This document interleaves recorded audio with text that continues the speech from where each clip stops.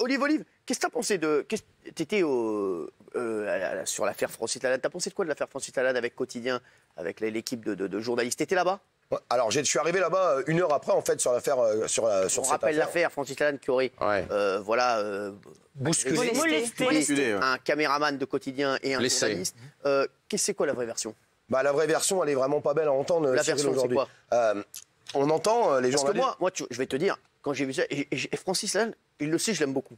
J'aime beaucoup. Là, c'est vrai qu'il dit des choses sur lesquelles je suis pas d'accord avec lui sur rien du tout. Mais là, franchement, j'ai soutenu à fond l'équipe de Quotidien. Parce que, voilà, si c'est passé ce qui s'est passé, qu'il les a agressés... c'est pas le cas. Voilà. Alors, c'est pas le cas? Alors, c'est pas le cas. Alors, premièrement, à ce jour, d'ailleurs, il y a aucune vidéo qui montre qu'il y a eu une attaque physique, en fait, envers le caméraman. Aucun témoignage. D'ailleurs, moi, j'ai recueilli, des témoignages des gens qui étaient autour. Non, mais c'est son témoignage. Oui, il y était. Donc il y a le témoignage du journaliste de l'Obs qui dit le contraire de ce que vous dites. Oui, après. Non, mais parce que je pense que ça va vous intéresser. Oui, bien sûr. J'ai même recueilli, des témoignages de gens qui étaient autour. Mais ce qui est surprenant, Cyril, c'est qu'on a un journaliste ou un caméraman qui dit qu'il a été victime d'agressions physiques, qui sont partis et que le soir, ils ont constaté un trauma crânien et une blessure au poignet. Moi, tu sais, Cyril, je suis arrivé 1 heure après tout ça. Et 1 heure après, l'équipe de Quotidien est revenue et a travaillé jusqu'à la fin de l'après-midi. Et j'ai même fait une interview avec eux. Personne n'était blessé. Traumatisme crânien, parfois on peut ne pas le sentir, je te jure, Olivier. Et mal au poignet, poignet presque cassé, comme on a pu entendre. Cyril, je pense que si demain... Après, qu'est-ce qui s'est passé? C'est quoi la version que vous avez? Il a accepté l'interview de Quotidien au départ, Lalanne. Il l'accepte, on est d'accord. Il a accepté l'interview au départ. Pas vraiment. Non, c'est pas une interview calée d'avance. Il a juste demandé à ne pas être filmé. Il n'avait pas accepté l'interview au départ. En fait, je vais vous expliquer pourquoi aujourd'hui ça s'est passé, mais ça aurait été un autre citoyen, ça aurait été la même chose.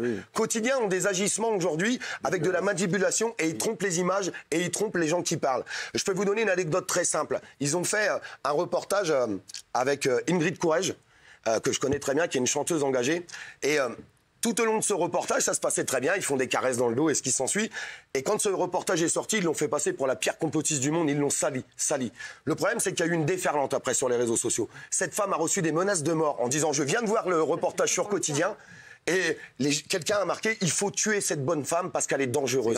Parce qu'il y a eu une manipulation d'images et une manipulation de paroles. Voilà pourquoi, quand les équipes de Quotidien aujourd'hui se déplacent à certains endroits, eh bien, ils ne sont pas acceptés et puis ça peut monter crescendo. Aujourd'hui, c'est Francis Lalanne et je pense que malheureusement, moi, je condamne ce qu'a fait Francis, si c'est vrai, et s'il les a bousculés et même molestés. Mais je vais vous dire, aujourd'hui, il y a un vrai truc aussi.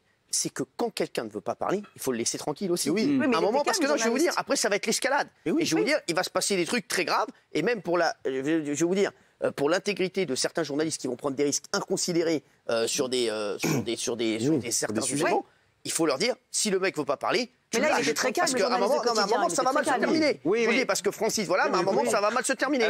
Je vous le dis. Alors, vous avez envie... Guillaume, moi, je suis évidemment contre la violence, mais pardon, mais sur ce coup-là, ils cherchent un peu la merde. Ils viennent interviewer de force Francis Lalanne qui n'a pas envie de se faire filmer. Alors déjà, on l'a pas vu. Parce que dans ce cas-là, on a eu le même problème avec Gilles Verdez à l'époque, sur la Nouvelle Star. Il y a plein de personnalités qui sont interviewées de force dans la rue, qui se font emmerder et qui finit par bousculer le mec parce que ça les agace avec les paparazzis. Mais ça, c'est inadmissible. Tu peux lui dire au mec, non, voilà. Tu lui dis 1 fois, 2 fois, 3 fois. Si la 4e fois, il écoute pas, intéressez-vous au fond de ce qu'il lui demande.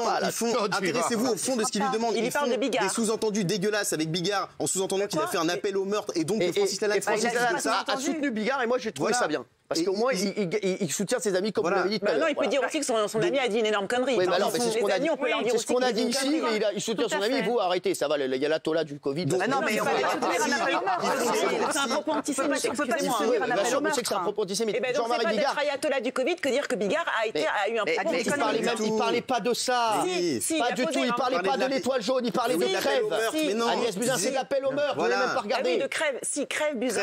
Mais c'est pas antisémite, crève Buzyn. Non, mais de tout le... Bah oui, donc voilà. Mais c'est vrai que c'est inadmissible, mais c'est pas antisémite.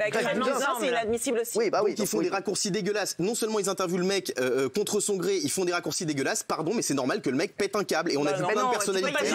Alors dans ce cas-là, vous avez le même discours qu'Éric Zemmour sur Emmanuel Macron. Rien à voir. Juste Olivier, est-ce qu'il a tapé ou pas? Non. Et Cyril, d'ailleurs, si tu veux des témoignages de gens qui sont autour, je te donnerai les numéros de téléphone parce que avec plaisir. Je me suis renseigné quand même des choses. Je suis jamais quelqu'un qui annonce des choses sans aller me renseigner. D'accord. Et c'est ce que j'ai fait. Je te donnerai les numéros. avez des témoignages des deux côtés. Ce qui s'est passé, c'est que les journalistes de quotidien sont arrivés et Francis a très vite compris qu'en fait, il y avait encore une manipulation d'image et il savait très bien où c'est qu'il allait en venir et il leur a tout simplement dit « Je ne veux pas être filmé, arrêtez cette interview, je ne veux pas vous répondre. » Parce qu'ils savaient qu'ils allaient encore mélanger les mots et les images et ils sont restés. Et moi, sincèrement, je pense qu'il y a eu, je sais pas, il y a eu une bousculade où il s'est levé et puis le caméraman a peut-être trébuché ou ce qui s'ensuit. Vous savez, on était sur un regroupement où il y avait beaucoup de citoyens en colère, des gilets jaunes et ce qui s'ensuit. Vous savez tous très bien que on filme beaucoup et s'il devait y avoir des images, ça ferait longtemps qu'il y en aurait.